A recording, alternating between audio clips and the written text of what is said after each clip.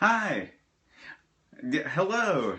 So I'm gonna just try to adjust this really quick because I finally decided that what I need to do is stop trying to hold the camera in my hands while I do these things because now I can move and stuff. So let's start out real quick. I just want to say a big old Merry Christmas, Happy Holidays to everybody. I hope you had a wonderful day that you got to spend with your family or your friends or loved ones. Period. End of story. Loved ones. Mine was okay. I'm not gonna lie. I spent most of the day in bed because I got a pretty bad migraine. I spent most of the day in bed watching Making a Murderer on Netflix. I don't know if any of y'all have watched that, but if you have not, do it because it's real good. So I'm gonna go ahead and just like jump right in and start talking books. Oh, what's that? My shirt has to come off. Okay. Oh god, I'm a nerd. Anyway, so the book that I wanted to talk about this week, actually before I start, I'm gonna say that because I put my phone down and it's all the way over there, I can't necessarily read the messages that are scrolling. I love seeing them. I love seeing the hearts. I just can't really read them because I have terrible eyesight. But let's talk about a book, shall we? This week, the book that I wanted to talk about was Beautiful Ruins. Can you see it? Can you see it? There you go. Beautiful Ruins by Jess Walter. Now, this book came out, I think, in 2012, and when it first came out, I had picked it up a few times because I was like, oh, I'm hearing really incredible things about this. Maybe I should read it. And for some reason, every time I picked it up, which was easily 50 times, I always put it back down because I did a terrible thing that I'm going to urge you to never do, is I judged a book by its cover, and this cover to me, with its, bright colors and this little hint of sunshine over here, for some reason, I equated the cover of this book with one of those, like, cheesy beach reads, which, don't get me wrong, I love a cheesy beach read. Love it. I read YA fiction nonstop, so, I'm not above a cheesy beach read. But, I never choose a cheesy book, beach read. I always just, pick it up. I am so pale. Someone just said so pale. I am so pale, but it's also a weird lighting, and the phone isn't in my hand. It's strange. But so I never picked it up until a couple weeks ago. I was having brunch with a friend of mine, and he asked me if I had read this book because he had just finished it. And I was like, no, cheesy beach read. And he was like, go fuck yourself. It's incredible. You're borrowing it. So I borrowed it, and as soon as I finished the book that I was reading, sorry, I'm not trying to show you my nipples. I'm literally just trying to adjust my camera. But if you saw my nipples, you saw my nipples. So I borrowed it, and I cracked into it, and I am so glad I did, because it is a really, really amazing book. As opposed to like giving you a synopsis of it, I'm gonna read the back, because I'm really bad at synopsizing. Synopsizing. That's a word. Synopsizing? Anybody? Google it. So from the moment it opens on a rocky patch of Italian coastline circa 1962, when a daydreaming young innkeeper looks out over the water and spies a mysterious woman approaching him on a boat, Jess Walter's Beautiful Ruins is a dazzling yet deeply human roller coaster of a novel.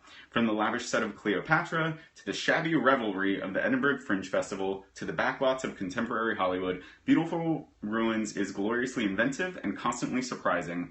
A story of flawed yet fascinating people navigating the rocky shores of their lives while clinging to their improbable dreams. I really can't say enough how much I loved this book. It was the span of the book is very incredible. It goes from 1962 to like present day, and plus also there are so many characters, and you're getting this like really rich story from each of them, and it was absolutely amazing to read.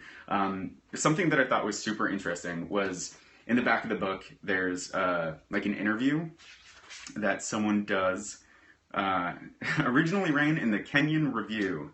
And the first question is, who are folks who've been influential on your work, not exclusively books? And the first person he says in this is the Coen brothers. The Coen brothers who did Fargo, Blood Simple, No Country for Old Men, Barton Fink, Big Lebowski, all those. And I think that that's so interesting that he chose them as like the first people that he was talking about, because what I love so much about Coen Brothers movies is that they're very intricate. The storytelling, the music, the shots, everything is incredibly intricate.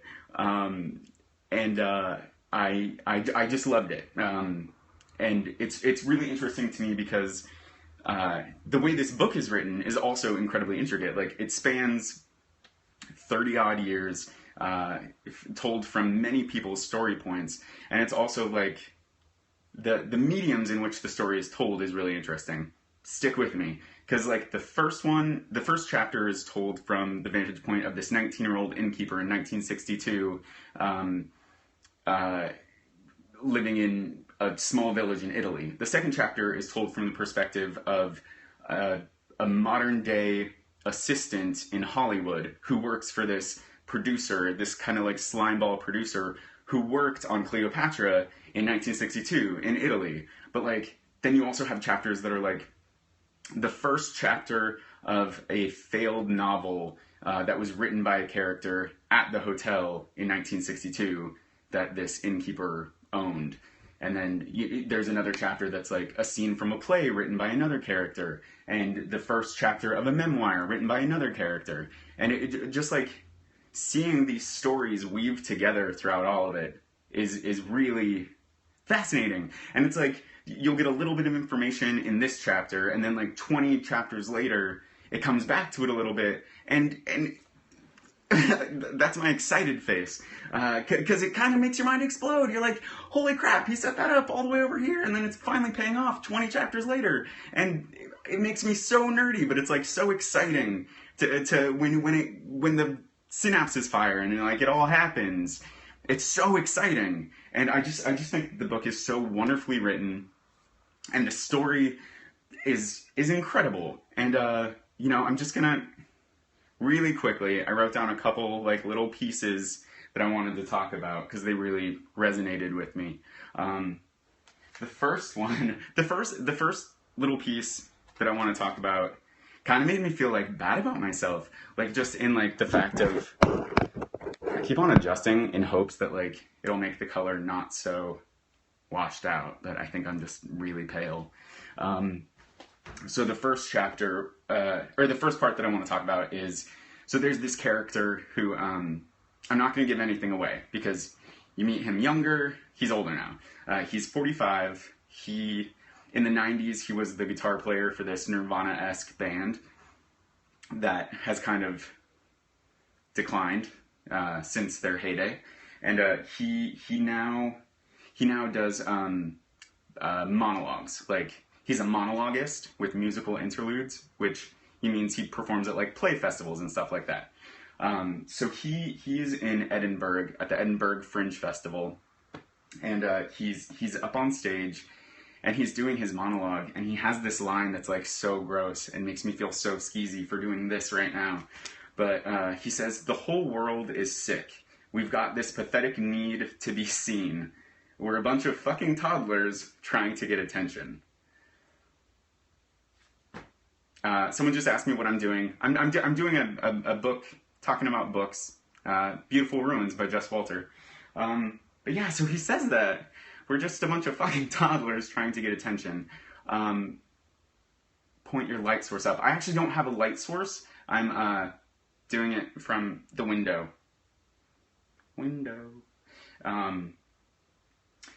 And before the character says that, he has this line that's like, it's not enough to be an artist anymore. Now it's just, you have to be an artist and a PR person, and that he couldn't give a fuck about a tweet, which I thought was so funny. But the reason I appreciated that line so much is because it made me think about why it is that I do, why I do what I do, like why I'm doing this right now, like why I'm an actor. And I feel like it's easy to see someone doing something like this and be like, oh, they're trying to get attention, and you wouldn't be entirely wrong. However, I think what's more than that is the fact of, I grew up with a family that like really valued education, but not education in the way of like learning facts and regurgitating them. Education in the fact of becoming a critical thinker and being able to see things from different perspectives. Shit is getting deep. I'm sorry. It's just, there are parts of the book that resonated with me. But being a critical thinker, because I think nowadays there's so much impetus to think inwardly and think about yourself. And, the reason that I act, the reason that I'm an advocate for people reading and like doing it with my shirt off so that maybe someone will come for the shirtless part and stay for the book part, is because I want people to think about more than themselves, think outside themselves at like the bigger picture. And I hope I can inspire someone to do that. God, we're done being deep, done with that. But I liked that part a lot. It really resonated with me. And then there's one more part that I just wanted to read really quick. How long would I even go? I keep a watch now because I don't know how long these normally go for, because there's not like a timer or anything. It's very tricky. Someone said that they came for the book part but stayed for the shirtless part. So thanks. However which way it works, I'm into it. There's another part in the book that I really loved, setting up this scene a little bit. This actress got cast in a play. The director of the play she had a fling with years ago, and he pulled her aside during rehearsal and basically told her she's a terrible person and all these terrible things about her. Bye, Amo. My friend Amo just told me that he's flying back to LA from Boston, so I'm excited to see him soon. Anyway, director says terrible things about her. She goes back to her husband, who's wasted at this point in the book. Not that that's important. But he says to her, "Jackass theater director does not get to tell you who you are. Do you understand? All we have is the story we tell. Everything we do, every decision we make, our strength, weakness, motivation, history, and character, what we believe. None of it is real. It's all part of the story we tell. But here's the thing. It's our goddamn story." I loved that part a lot. As an actor, it's really easy to listen too much to what other people think about you and start thinking of yourself that way. And that's bullshit. It's silly. That's something that I constantly struggle with, is being my authentic self and knowing when to stop listening to what other people are saying and just keep listening to me and do what I want to do. It's part of the reason that I've started doing these periscopes. Someone just said that they bought the last book that I talked about here on Shirtless Dudes Book Club. So thank you. That means a lot to me. That really does. But yeah, it's our story. We get to tell it. We get to decide who we are. And I love that shit.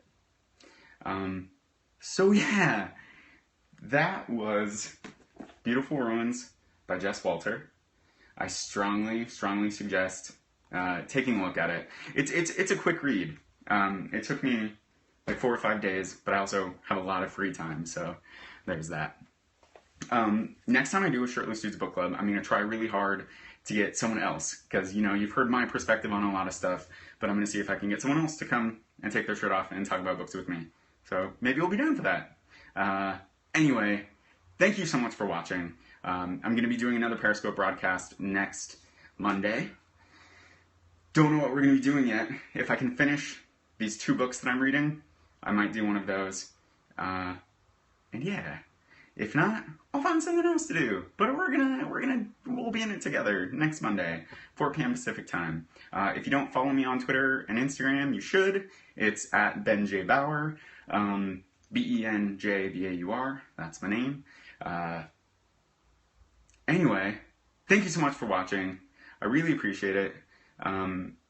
People are giving me book recommendations, and I love that. 10th Kingdom. I don't know what that is, but I'm going to look it up now. Thank you. Thanks, guys. Have a great Monday.